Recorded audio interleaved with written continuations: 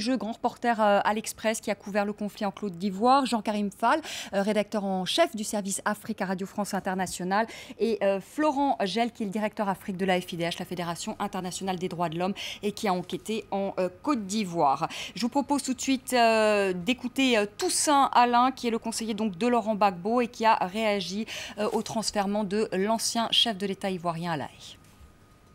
Pour nous, c'est un enlèvement et cela montre bien la brutalité de ce régime, la violence de la justice ivoirienne qui, depuis le 11 avril, n'a à aucun moment respecté les droits de la défense.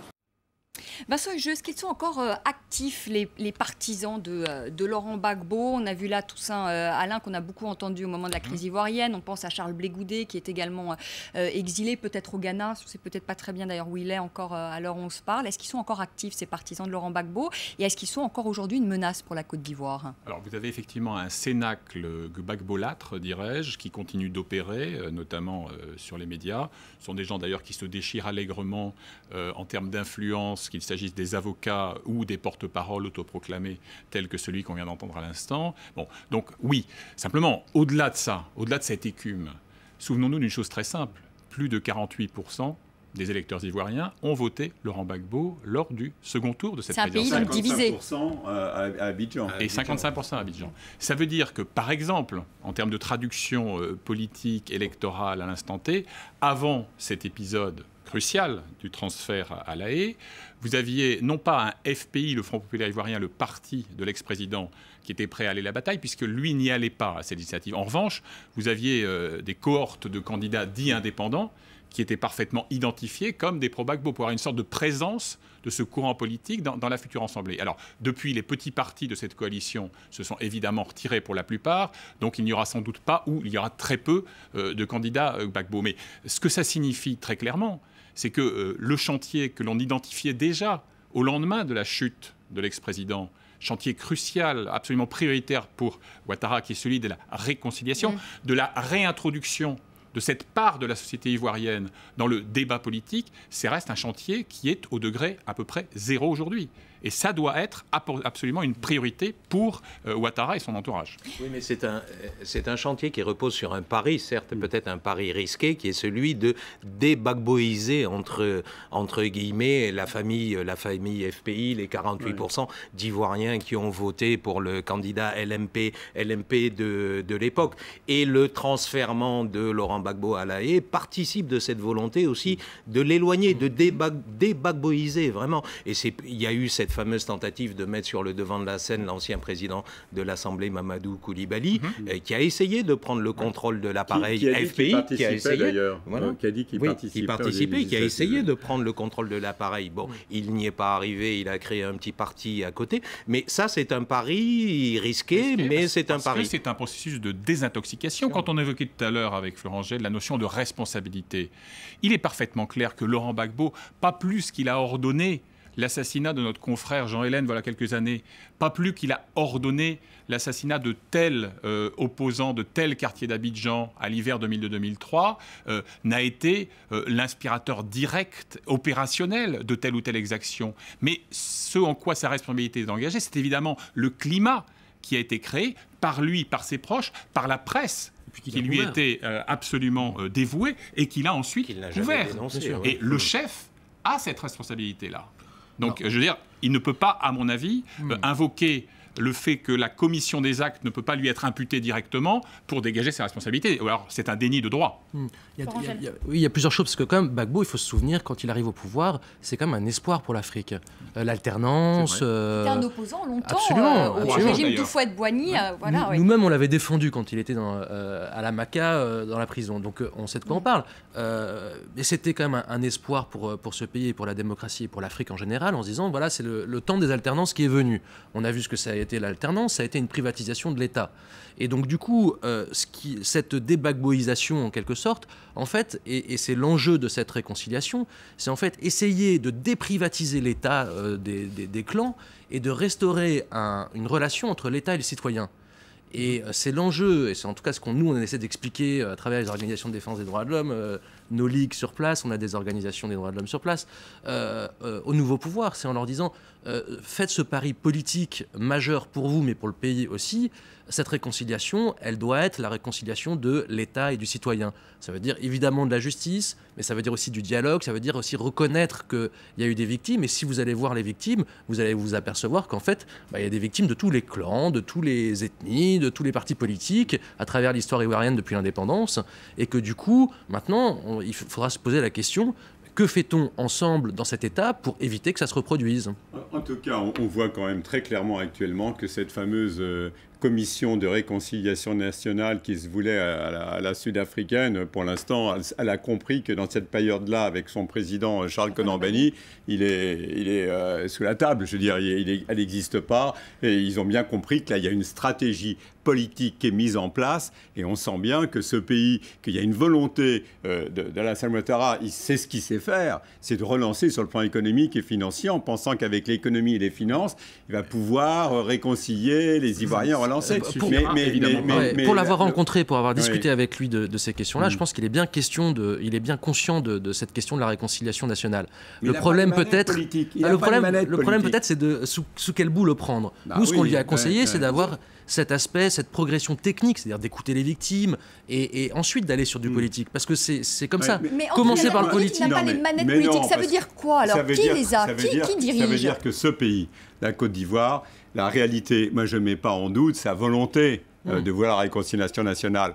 Mais la réalité du pays, c'est que sur le plan sécuritaire, c'est son Premier ministre, Guillaume Soro qui a les manettes, que sur le plan politique, c'est l'ancien président Henri Konan-Bédié avec le Parti démocratique de Côte d'Ivoire, le PDCI, qui pèse dans le rassemblement démocratique. Et quelque part, entre eux, il y a une répartition. Ça veut dire pour les législatives et autres, il y a tous les partisans d'Alassane Ouattara qui sont à Paris, ils rentrent même pas dans le pays parce qu'on leur a dit, voilà, il faut laisser les anciens du PDCI monter au filet, qui sont globalement la communauté des Baoulés avec les anciens barons baoulés. Donc il y a vraiment Guillaume Soro, la sécurité.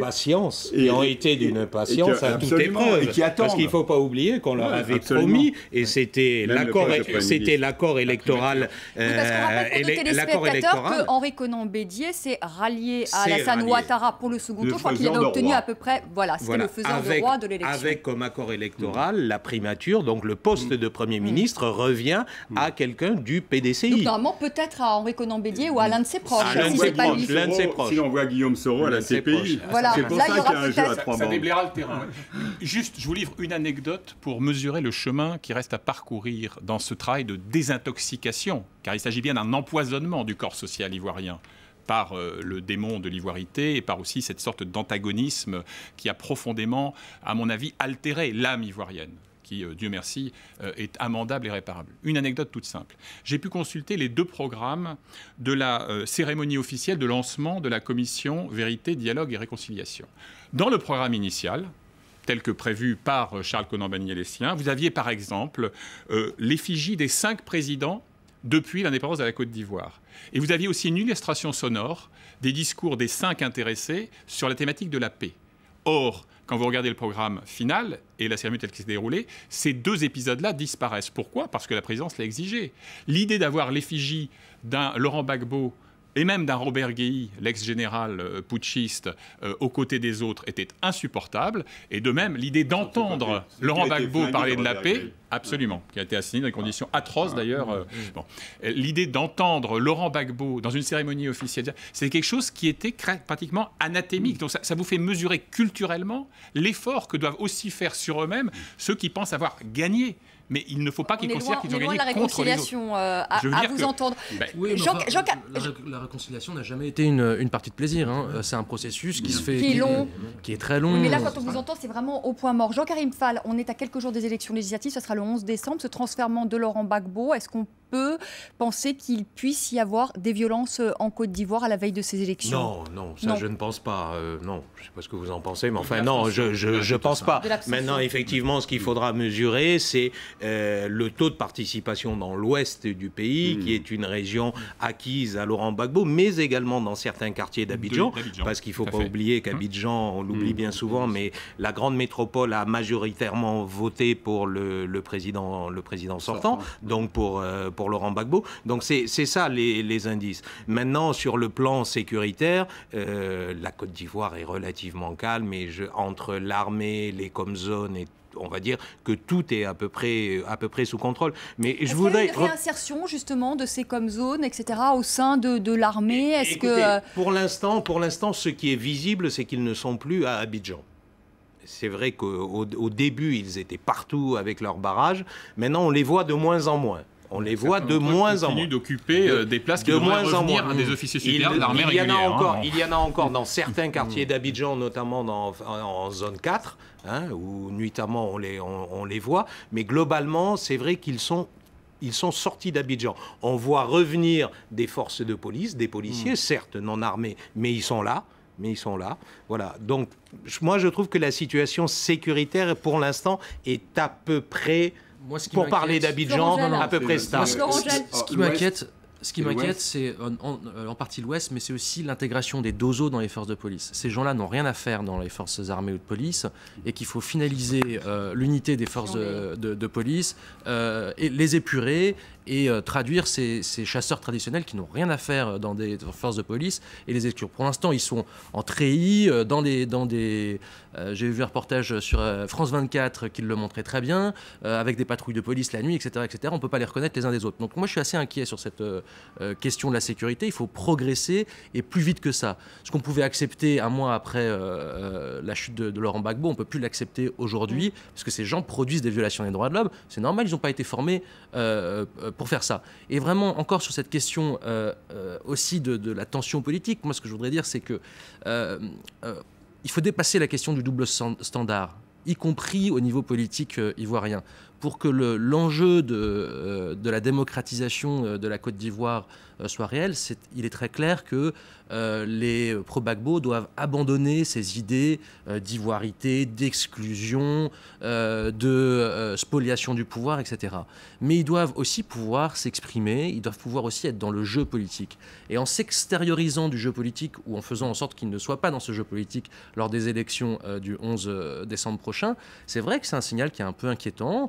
Et je pense qu'un des vrais enjeux, c'est de pouvoir parler à ces gens, de pouvoir les faire rentrer dans ce système de démocratie, et qu'ils comprennent pourquoi la dérive de Gbagbo a été une dérive sanglante et qui a mené à leur exclusion. Ceci suppose un travail sur eux-mêmes. Il faut qu'ils s'affranchissent d'une véritable névrose conspirationniste. À ma connaissance, Laurent Gbagbo, aujourd'hui, à l'instant où nous parlons, est encore profondément convaincu d'avoir été la victime d'un complot qui a été ourdi à Paris, sur les bords de Seine. Et quand vous regardez quel est le lexique dans lequel puisent à tour de bras ses porte-paroles, c'est effectivement le lexique du complot. C'est le lexique même quasiment spirituel de la stratégie diabolique, pour reprendre l'une des saillies de Charles Blé Goudet aujourd'hui même. Donc je veux dire, il faut aussi que de leur côté, ces gens-là finissent par admettre que non, il n'y a pas eu de complot, ou plutôt si, il y en a eu un, mais il a été ourdi par les électeurs ivoiriens. Tant qu'ils n'auront pas admis cette évidence historique, ils seront en train de mariner dans quelque chose qui est névrotique et qui ne mène nulle part. Antoine Glaser, c'est la première fois qu'un chef d'État africain qui ne reconnaît pas les résultats des urnes est délogé par des puissances étrangères, entre guillemets, en l'occurrence l'ONU et la France, et ensuite qui est transféré à La Haye. Est-ce que ça peut servir d'exemple sur le continent africain où il y a de nombreux autocrates? Est-ce que ça peut pousser certains à reconnaître à l'avenir le résultat des urnes, faute de quoi il pourrait être délogé militairement et transféré à La Haye? Je ne crois pas, peut-être à moyen ou long terme, mais à court terme, ce que vous entendez en Afrique parmi les dirigeants africains, c'est que c'est encore un Africain, regardez, on est ostracisé par l'ensemble du monde occidental, c'est la France et les autres chefs d'État africains sont complètement remontés. J'ai vu un proche d'un chef d'État africain qui m'a dit, on se demande si même on va avoir accepté Alassane Ouattara à côté de nous à l'Union africaine. Ils sont dans des spleens. Qui sont complètement, encore une fois, comme le disait Vincent, qui sont complètement fous. Il faut vraiment là, on est là à Paris, en Europe, mais quand on voit ça du continent africain et comment ils activent, comment les pro-Gbagbo, un certain nombre d'Africains, ils activent. Vous avez l'Afrique qui est de plus en plus coupée en deux. Vous avez vraiment l'Afrique du Sud, l'Angola et autres qui défendent une position qu'ont défendue, par exemple, qui était contre l'intervention de la France en Libye. Ils ont soutenu à fond Laurent Gbagbo en Côte d'Ivoire. Je peux vous dire qu'entre entre Afrique du Sud et Angola. Les opinions publiques. Hein, les opinions publiques. Les opinions Je publiques. dis des gens, mais ils sont suivis par les opinions publiques et des chefs d'État, des autocrates. Ça leur permet au contraire d'activer en disant, vous voyez, vous m'attaquez, mais les ONG, ils sont sur les bords de Seine, la démocratie, c'est là-bas, et en fait, c'est nous, vous n'êtes pas des véritables Africains. Vous avez une ambiance épouvantable, quand on voit ça du côté africain. Et puis la bagarre maintenant des deux grands géants du continent, qui sont l'Afrique du Sud et le Nigeria, pour non seulement avoir un poste au Conseil de sécurité, mais comme le Nigeria était justement derrière Alassane Ouattara pour la démocratie en Côte d'Ivoire, l'Afrique du Sud qui est avec... absolument. Donc il faut prendre en compte aussi toute cette géostratégie régionale qui joue. La thématique du deux poids, deux mesures a énormément d'écho en Afrique aujourd'hui. Vous savez, j'ai assisté hier soir à une conférence à l'IFRI, l'Institut français des relations internationales, de Macky Sall, l'ancien Premier ministre sénégalais, qui est lui-même candidat à la prochaine présidentielle au début de l'année prochaine. On ne peut pas dire que ce soit un bout de feu. On ne peut pas dire que ce soit un mougabiste forcené. Hein. Eh bien, lui-même disait... Reprenez la thématique justice à deux vitesses, justice de vainqueur, etc. C'est vous dire à quel point c'est profondément ancré dans certains esprits. Mais ça, on peut peut-être le comprendre chez les dirigeants africains, mais ça se comprend peut-être moins du côté des opinions publiques. D'où l'enjeu crucial du renouvellement de la fonction de procureur. Le mandat actuel de Luis Moreno Ocampo va expirer en juin prochain. Mais un vote va intervenir dans quelques jours.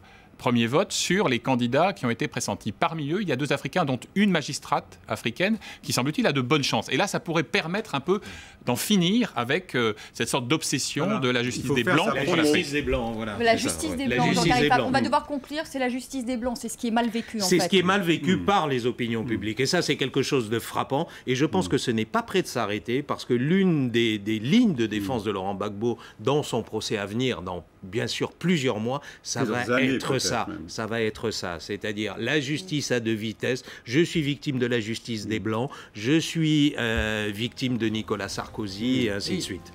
Un dernier mot, Florent Gell, un mot, parce qu'on doit conclure. Mais c'est pas complètement faux, et je pense que si on demande à la CPI d'être irréprochable, c'est aussi de pouvoir ouvrir des enquêtes aussi ailleurs, en Colombie, en Israël-Palestine. Ils en ont besoin, et ça aidera l'Afrique et la justice. C'est vrai. Merci à tous les 4 d'avoir participé à ce débat. Laurent Gbagbo, donc, qui comparaîtra lundi devant la Cour pénale internationale. On en reparle tout au long de la soirée sur France 24. Je vous retrouve demain, 19h10, pour un nouveau débat. Très belle soirée.